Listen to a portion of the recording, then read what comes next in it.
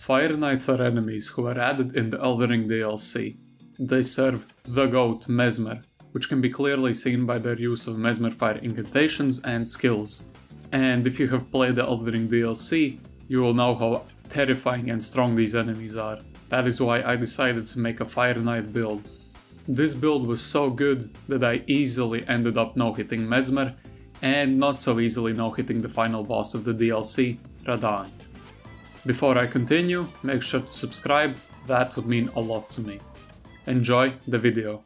Pretty much every item for this build can be only obtained in the DLC, so I will showcase the build against DLC bosses as well. To start this build, I went into the DLC with level 120, as that is a very natural level to beat the base game and get into the DLC.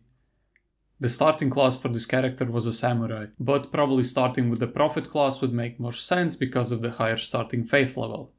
This is how the level distribution looks like. From here on, I will only be leveling vigor and faith, so I will only show these levels before boss fights, as the rest won't change throughout the run. The goal is to simply get to 60 vigor and get as much faith as possible. If you feel confident, then you can get less vigor, but from what I see, most people get the 60 vigor for the DLC, so I took that into account and tried to get up to that. So for this build, the main weapon is gonna be the Fire Knight's Greatsword, and I put the Flame Spear Ash of War on it with the Flame Art Affinity, which will give the weapon a very high faith scaling and barely any strength and dex scaling. Flame Spear is a very good Ash of War that does a thrusting attack that also shoots projectile. It can be charged and it coats the weapon in Messmer's fire that adds extra 95 fire damage, and it simply just looks cool as fuck. It can be obtained by defeating this Fire Knight before Messmer's arena. Fire Knights also use the short sword, and there is also the Queline's Greatsword, but for this video I will stick to the Fire Knight's Greatsword. If you want me to make a video about those weapons too, then just let me know. The Fire Knight's Greatsword has a 4% drop rate from killing the Fire Knights, so better get to grinding.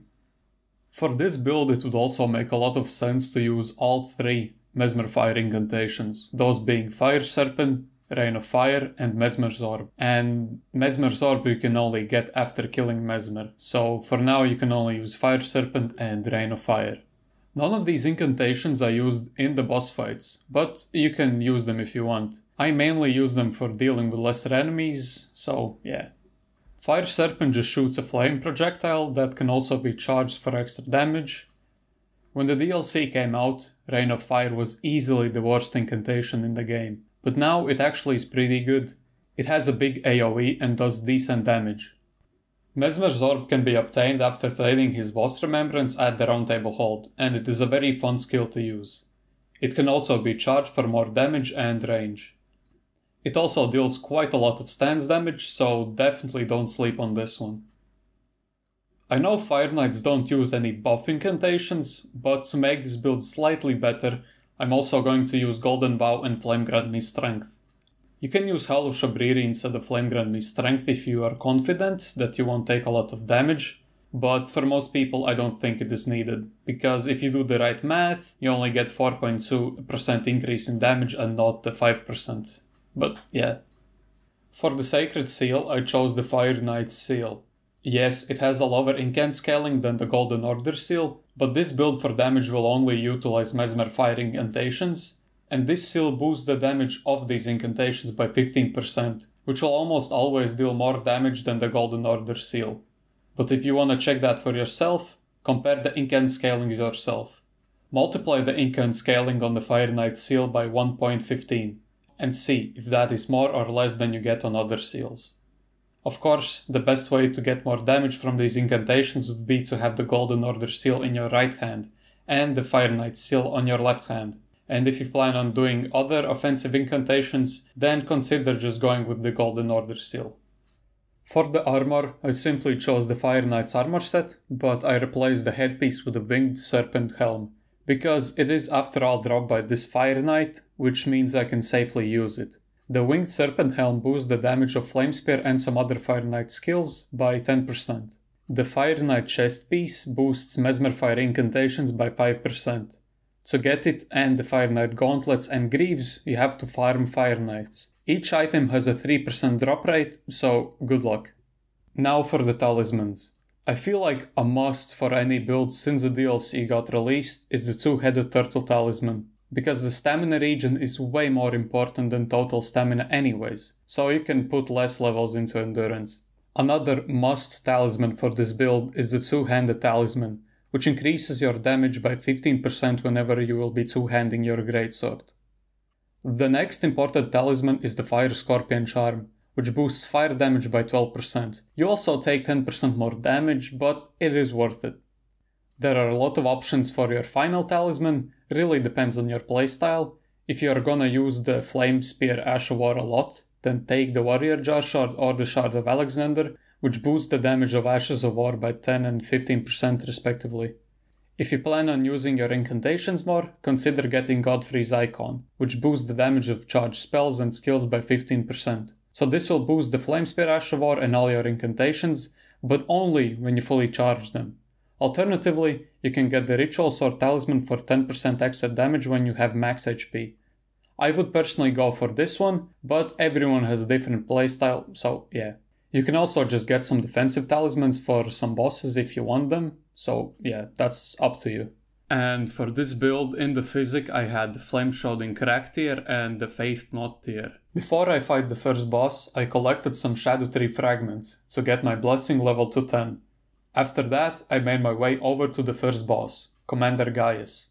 I am still nowhere near to perfecting this fight, but as you can see, this build did quite a lot of damage against him. To be fair, I am blessing level 10, but still. The main idea is to just spam heavy attacks, and if you can, use the occasional charge heavy.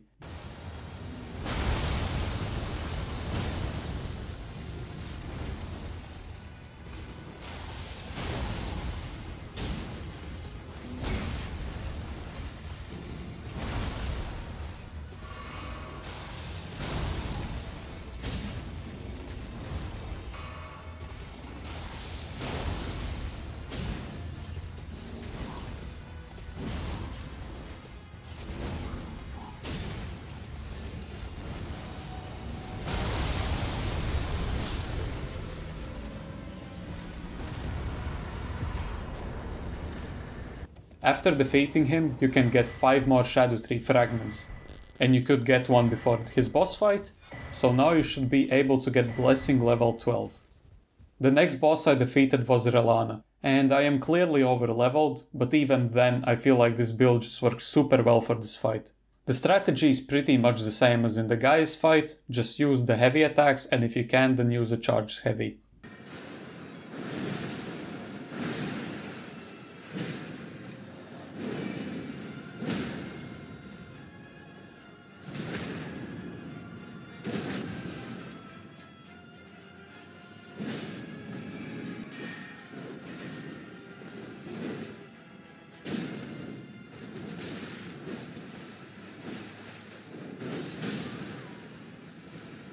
The next boss is Messmer, and if you couldn't tell by the amount of flame attacks he uses, Messmer is in fact pretty resistant to fire damage. In both phases he has 40% fire damage negation, which is a lot. But if you have a similar level to mine and your blessing level is at least 10, your damage should be good enough. I ended up no-hitting Messmer. I mean, it would be pretty embarrassing if I couldn't do that after the last video I uploaded, but whatever. Just use the heavy attacks and he will go down.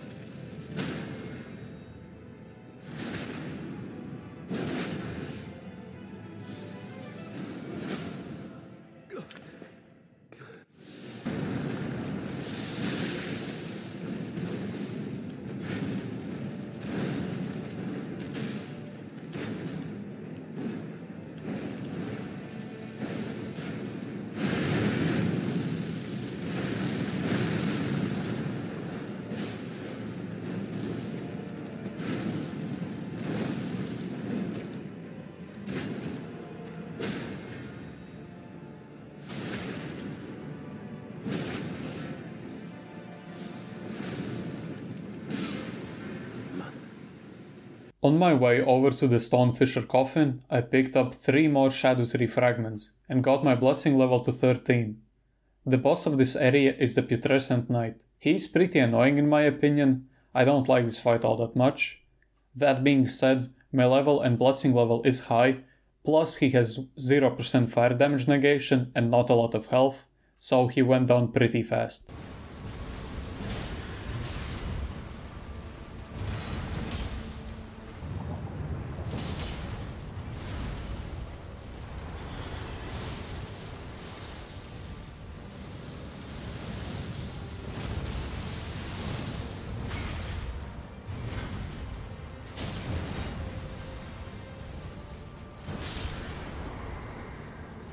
If you thought this build dealt a lot of damage, you haven't seen anything yet.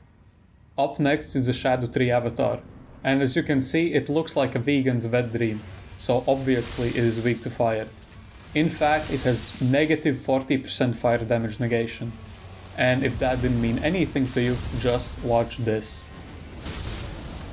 One cast of the Asher War and phase 1 is done. That is just insane. Been a while since I last fought this boss, so I was taking damage to simple attacks, but anyways.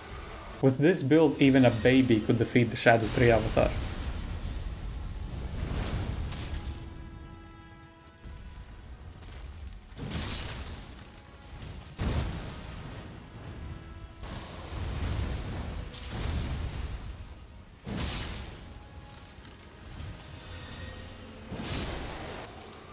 Next up I went over to Romina. On my way I picked up more Scadutree fragments and got my blessing level to 14.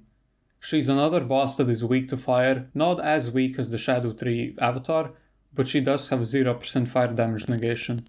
For reference, she has 20% damage negation for the rest of the elemental damage types. Romina is a bit annoying, but with how this build is set up, she shouldn't really be an issue for anyone.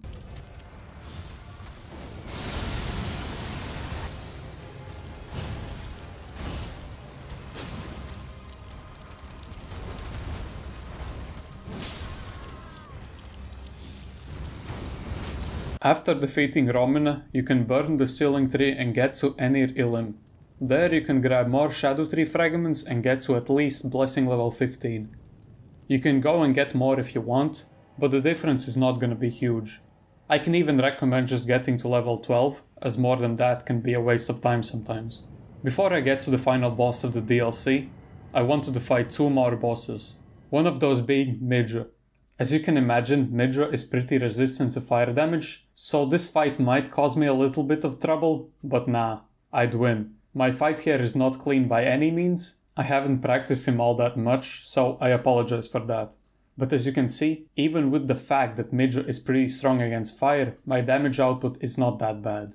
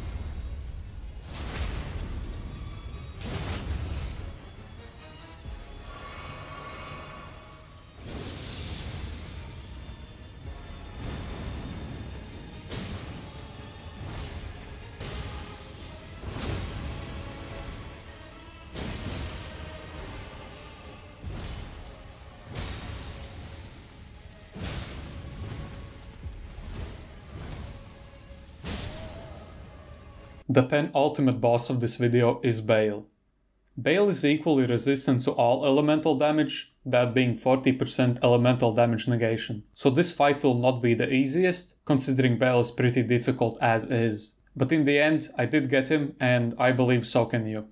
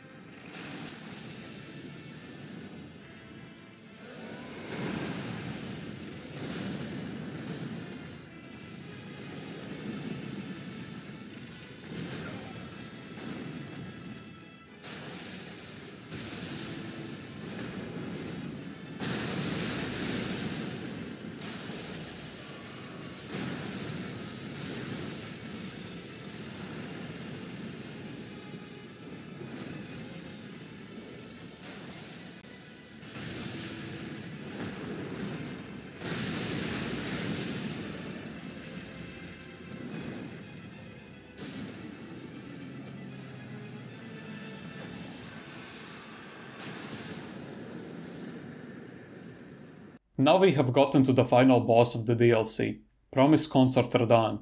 I did say at the start of the video that I did in fact no-hit him. This is my first time doing that, mostly because his double slash attack got nerfed. In my opinion, the rest of the nerfs are unnecessary, but whatever. Obviously they also improved the visibility in this fight, which I don't consider to be a nerf, as that is just a good change. This fight is still not perfect, as the arena straight up sucks. I don't understand why they had to make the terrain uneven. Since I decided to no-hit him, I changed the Flame Grant Me Strength to Howl of Shabriri. I know I said the extra damage is not that important, but in this case I am doing the whole fight no-hit, so my damage negation doesn't matter. Enjoy the fight.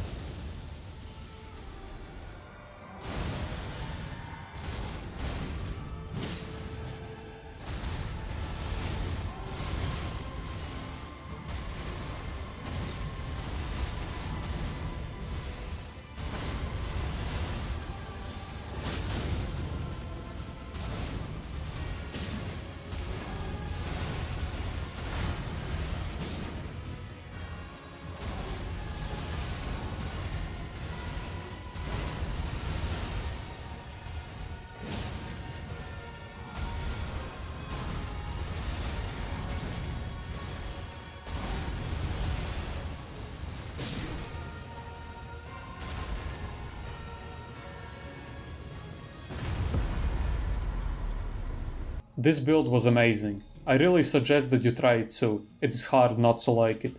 Not only is it fun, but it also just does great damage and is just amazing for the DLC. I hope you enjoyed the video. If you did, press like and subscribe. See you in the next one.